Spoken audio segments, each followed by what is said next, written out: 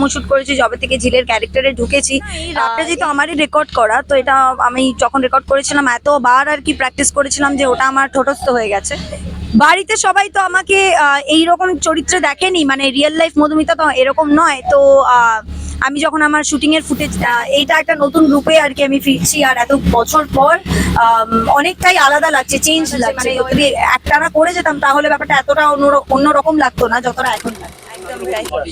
আমি প্রচন্ড এক্সাইটেড, আর শুধু তাই নয়, যবে থেকে প্রোমো শুট করেছি, যবে থেকে ঝিলের ক্যারেক্টারে ঢুকেছি, এই বস্তির আশেপাশেই হচ্ছে আমার বেশিরভাগ শুটিং।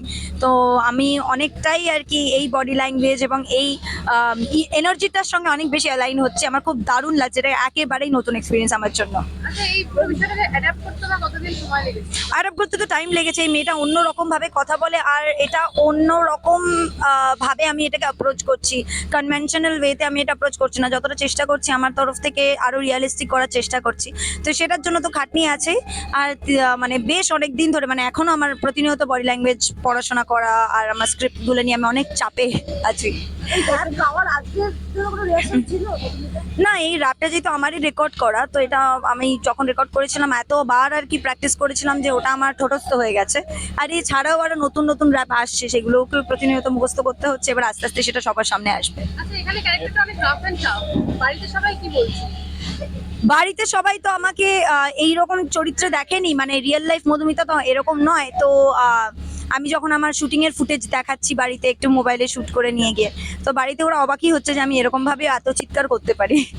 এবং এতদিন পর ধারাবাহিকে ফেরা, হ্যাঁ, আমার দারুণ লাগছে। আমার মনে হচ্ছে যে কি এইটা একটা নতুন রূপে আর কি আমি ফিরছি, আর এত বছর পর অনেকটাই আলাদা লাগছে, চেঞ্জ লাগছে। তো এটা আমার কাছে, মানে যদি একটানা করে যেতাম তাহলে ব্যাপারটা এতটা অন্যরকম লাগতো না যতটা এখন লাগছে।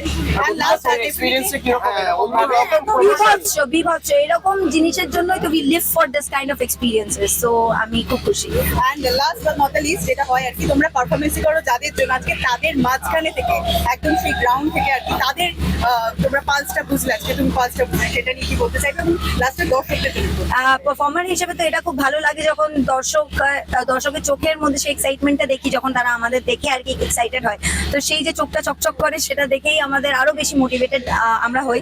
সেটাই আমরা দেখেছি এই মাঠে, আর আশা করি যে এই ধারাবাহিকটা যখন চলবে তখন মানুষের জীবনেও এই ধারাবাহিকটা দেখার জন্য অতটাই আর কি এক্সাইটমেন্ট থাকবে। তো আমি সেটাই ভগবানের কাছে, ভোলেনাথের কাছে প্রার্থনা করি। বলে বাবা কার করেগা? একদম ভোলে বাবা পার করেগা।